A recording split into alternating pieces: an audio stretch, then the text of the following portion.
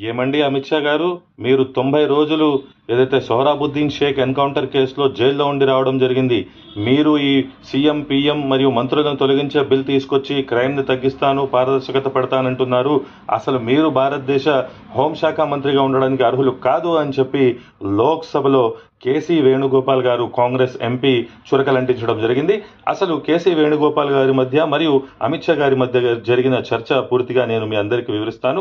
కానీ దానికంటే ముందు ఖచ్చితంగా ఈ వీడియోని లైక్, షేర్, సబ్స్క్రైబ్ చేసి ప్రపంచం నలుమూలల అసలు మన భారతదేశంలో ఏ విధంగా అయితే హోంశాఖ మంత్రి వర్యులు ఉన్నారో వారు ఎందుకు జైలుకు వెళ్లాల్సి వచ్చింది, ఏం జరిగింది, వారు ఇప్పుడు ఈ బిల్లు తీసుకురావడం వెనుక ఏదైతే ప్రతిపక్షాలు కుట్ర ఉందని చెప్తున్నారో దయచేసి ప్రతి ఒక్కరికి తెలిసేలా మీరు చేయాలని మిమ్మల్ని కోరుతున్నాను. ఒకసారి మన కేసీ వేణుగోపాల్ గారు, ఎంపీ గారు ఏం మాట్లాడారో చూద్దాం.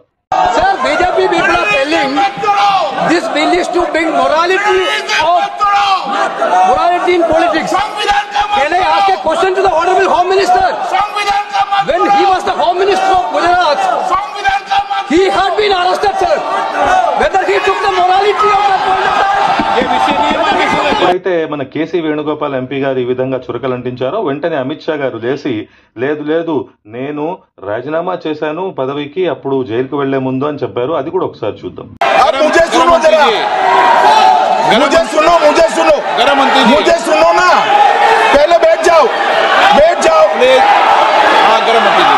माननीय अध्यक्ष जी, मैं रिकॉर्ड क्लियर करना चाहता हूं.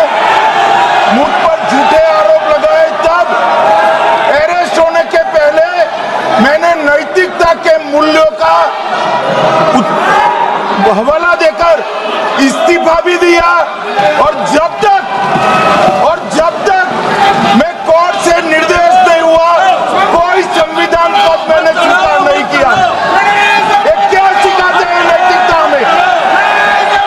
मैं तो इस्तीफा देकर गया था और मैं तो चाहता हूं कि ये नैतिकता के मूल्य बढ़े. हम ऐसे निर्लज्ज नहीं हो सकते. మళ్ళీ దీని తర్వాత అమిత్ షా గారు జవాబు ఇచ్చిన తర్వాత కేసీ వేణుగోపాల్ గారు తెలుగు రాష్ట్రాలు మరియు బీహార్ రాష్ట్రానికి సంబంధించి అయ్యా బాబు, ఈ బిల్లు వస్తే మొదట పోయేది చంద్రబాబు నాయుడు మరియు నితీష్ కుమారే. ఈ బిల్లు వల్ల అపోజిషన్ పార్టీలను టార్గెట్ చేయడానికి, మన భారతదేశాన్ని పోలీస్ రాష్ట్రంగా మార్చడానికి అమిత్ షా చేస్తున్న కుట్రలని చెప్పి వారు ఖండించడం జరిగింది. This bill is to target the opposition ruling government. This bill is to threaten the people like Nitish Kumar and Chandrababu Naidu. This bill is to blackmail.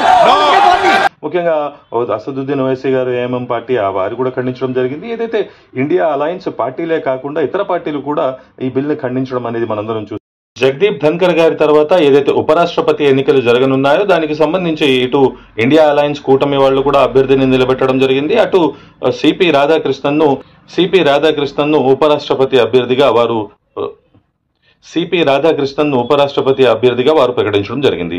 అసలు వైస్ ప్రెసిడెంట్ కి సంబంధించిన ఎన్నిక జరిగే ముందే లోక్సభలో ఏదైతే వాడి చర్చ జరిగిందో అది చాలా చర్చనీయాంశంగా మారింది.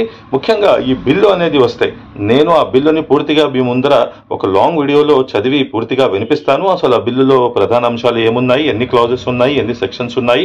అయితే ఈ బిల్లు వల్ల ప్రధానంగా మనం చర్చించుకుంటే ఈ బిల్ ఏదైతే పాస్ అయితే బీజేపీ ప్రభుత్వం ప్రస్తుతం ఇప్పటిదాకా ఎమ్మెల్యేలను కొనుగోలు చేస్తూ ప్రభుత్వాలను ఏదైతే టార్గెట్ చేస్తూ వచ్చింది, ఇప్పుడు ఈ బిల్ అనేది వస్తే డైరెక్ట్ గా ప్రభుత్వాలను బీజేపీయే కూల్చేసే విధంగా ఈ బిల్ ఉంది అని చెప్పి పూర్తి ఏదైతే ప్రతిపక్ష పార్టీలు ఉన్నారో వారు పేర్కొనడం జరిగింది. అయితే మనందరి మీద బాధ్యత ఉంది. ఖచ్చితంగా మన దేశంలో ఏదైతే బిల్లులు ప్రవేశపెట్టడం జరుగుతుందో ఆ బిల్లులు మనం పూర్తిగా తెలుసుకోవాలి. ఇంకా మన బాధ్యత ఏమిటంటే ఏదైతే లోక్సభ, రాజ్యసభ, మన రాష్ట్ర అసెంబ్లీలు మరియు కౌన్సిల్లలో చట్టాలు చేయబడతాయి. ఆ చట్టాలు చేస్తున్నప్పుడు మీరు, నేను, ప్రతి ఒక్కరు బాధ్యతగా మన సమాజంలో ఈ చట్టాల ప్రతి అవగాహన కల్పించాలి. అసలు ఏ చట్టాలు ఎందుకు వస్తున్నాయి, రావడం వల్ల లాభం నష్టాలు ఏంటి అనేది ఖచ్చితంగా మనము చర్చించాల్సిన అవసరం సందర్భం ఉంది. మీరు గమనిస్తే ఏదైతే ఈ 3 బిల్లులకు సంబంధించిన అంశంలో అమిత్ షా గారు ఇంకొకసారి ఈ బిల్లులను జేపీసీకి పంపిస్తాను, నేను తీసుకొచ్చిన వెంటనే చట్టం చేసేయాలి అనట్లేదు. ఖచ్చితంగా అందులో ప్రతిపక్ష పార్టీల నుంచి కూడా జేపీసీకి పంపుతాను అని చెప్పి వారు ఇంకొక మాటగా తెలియపరచడం జరిగింది. అయితే ఈ 3 కొత్త చట్టాలు బిల్లులకు సంబంధించి ఏదైతే ఈ 3 కొత్త బిల్లులు తీసుకొచ్చి చట్టాలు చేయాలని అమిత్ షా గారు కోరడం జరిగిందో ఆ బిల్లులకు సంబంధించి పూర్తి వివరణ అనేది advocate Sadiq Shaikh YouTube channel long వీడియోలో పొందుపరుస్తున్నాను. పూర్తి వీడియో స్కిప్ చేయకుండా చూస్తూ మరిన్ని వీడియోలు, విశ్లేషణలు మరియు అప్డేట్స్ కొరకు advocate Sadiq Shaikh YouTube channel ని లైక్, షేర్, సబ్స్క్రైబ్ చేసి ఎంకరేజ్ చేయాల్సిందిగా మీ అందరినీ కోరుకుంటున్నాను. Thank you Varun.